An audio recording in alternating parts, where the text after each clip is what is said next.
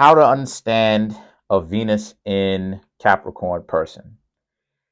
So like I said in all my other videos, in tropical or Western astrology, there is an overemphasis on love, right? People want love, but they don't really know what love is. In Vedic astrology or Eastern astrology is where we get the real exaltation of Venus, because Venus is seen as accelerated in tropical astrology if you do not have Venus in Aries, Venus in Capricorn, Venus in Virgo, and Venus in Scorpio. It is considered in Western astrology, tropical astrology, it is considered a good thing if you don't have Venus in those zodiac signs, or if you don't have Venus in those houses, whether it's the first house for Aries, the sixth house for Virgo, the eighth house for Scorpio, or the 10th house for Capricorn. It is considered a good thing, but in actuality, it's really not. And the reason why it's not is due to the fact that most people do not understand what love is. This is why it is that you see all of the hypergamy rearing its head. All of the everybody got to get a flashier, more attractive partner to be in a relationship with. It's the age of the power couple, right? Where where the person got to look fly with the BBLs and the perky this and the perky that, and their hair got to be on point, nails and makeup and this, that, the third, and everything is ripping and running around, right? Hypergamy is at its all-time high, and it's going to get even worse. With the person needs to be 6 foot tall and at least 6 feet. That's the shortest a person can be, is 6 feet tall, and they gotta be ripped, and they gotta do all this, and they need to be attractive in the face area, and they need to make a certain amount of money and drive this particular car and live here. The Valentine's Day craze, the Valentine's Day times, the needing for the box of chocolates, the needing for the roses without even really knowing what the roses and the box of chocolates actually mean. But they continue on with the tradition anyway, even though they don't know what it means. But in Vedic astrology, those placements that where you have Venus accelerated, actually, that's the secret. Here's the secret. The secret is it's actually not cracked up to it appears to be. And that you come to find out that in Vedic astrology, Venus in Virgo, Venus in Aries, Venus in Scorpio, and Venus in Capricorn is actually the exaltation in reality.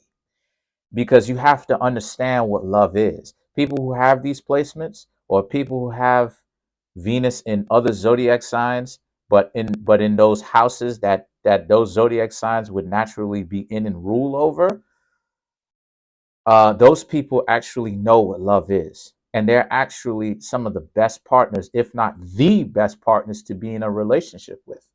Come to find out, Venus in Virgo, Venus in Capricorn, Venus in Aries, Venus in Scorpio, they're actually some of the best partners to be in a relationship with. Well, yeah, because that's the real exaltation.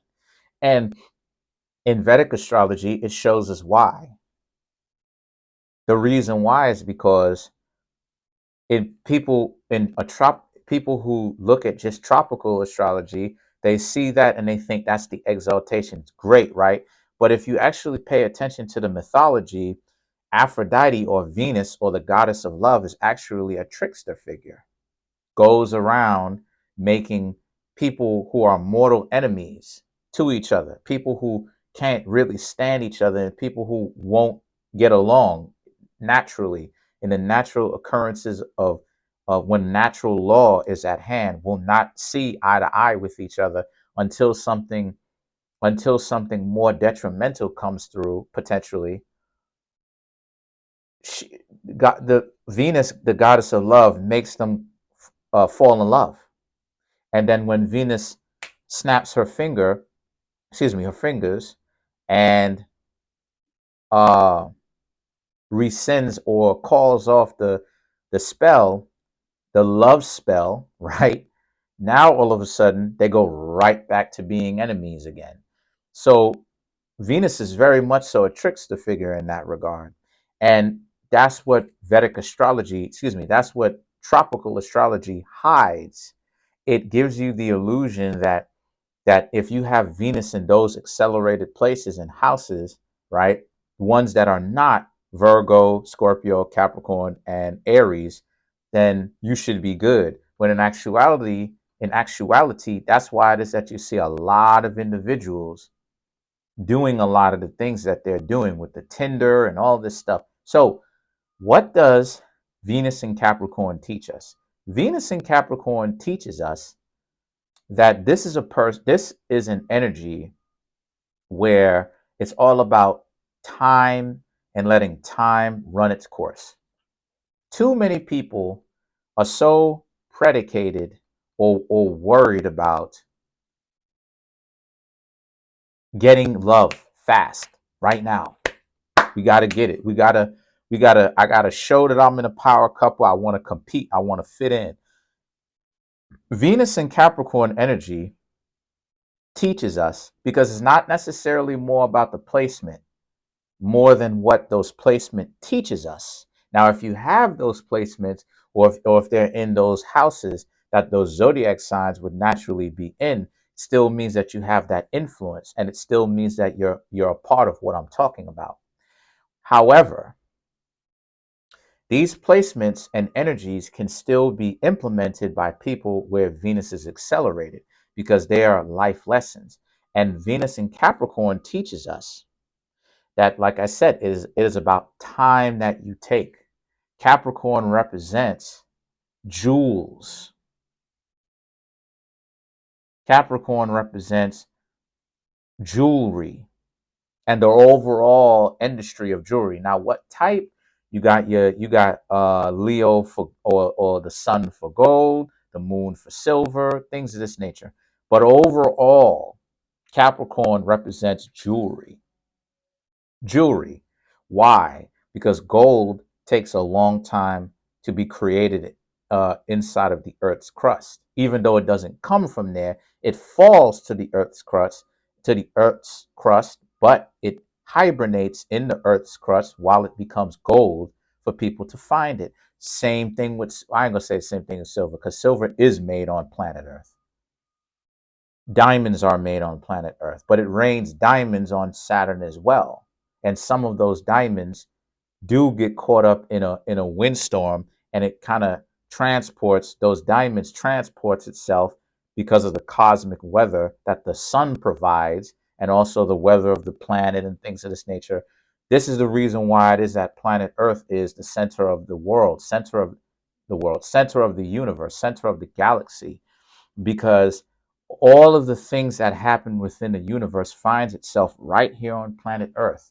And Capricorn teaches us that time is exactly like that, that love is exactly like that. Time. You need time in order for there to be seen, in order for love to actually be trusted. This is how trust is built. Time, love equals, or trust equals time plus words and actions, congruency of words and actions, meaning they say they're going to do something and they do it, or they do something and they said this is what they did. They are honest with you. So trust equals time plus words plus actions that match, that mirror each other, that match each other, that go hand in hand. They're like this. So because of this, the Venus and Capricorn placement teaches us that over here in Vedic astrology, people don't trust each other. This is where you get all the hypergamy from, part of where you get it from. You want everybody in the world, and people who get themselves caught up, it's not just in one side, it's in sides of people who are getting caught up in that. You want me to hurry up and prove to you that I am valuable. No, I can't do that. Why? Because it comes with time. Now, Capricorn of itself represents time. The planet Saturn that is associated with Capricorn, 1 to 1, represents time as well, as to where the moon represents patience. The moon also represents space or the spatial dimension. But Saturn represents time. So that's where you get the term time and space. The moon represents space, Saturn represents time, even though they can be interchangeable. But the point that I'm trying to make here is this is where a lot of people get the game messed up because they don't seem to understand you have to leave yourself open to be hurt. You are going to have to take that risk because if you don't, that's not what love is.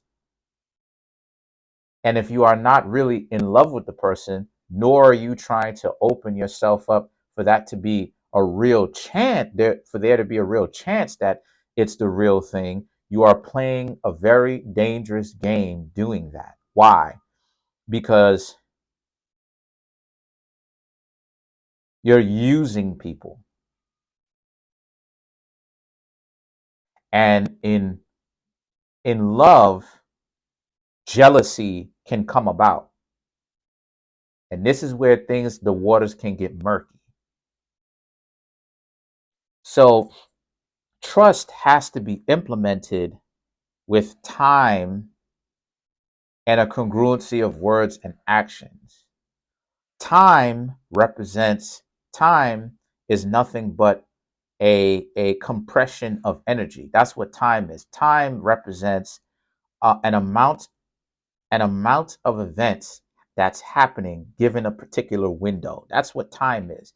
Time represents a compression of energy. How much energy, effort, has been implemented, used, exerted within a given particular window. In other words, you want trust to happen, you want love to happen, a certain amount of effort time has to be implemented that deals with or has words and actions that match each other given a particular window. So with so many people out here unwilling to trust each other, what do you think happens next? This is what creates all of this misfortune and dysfunction out here.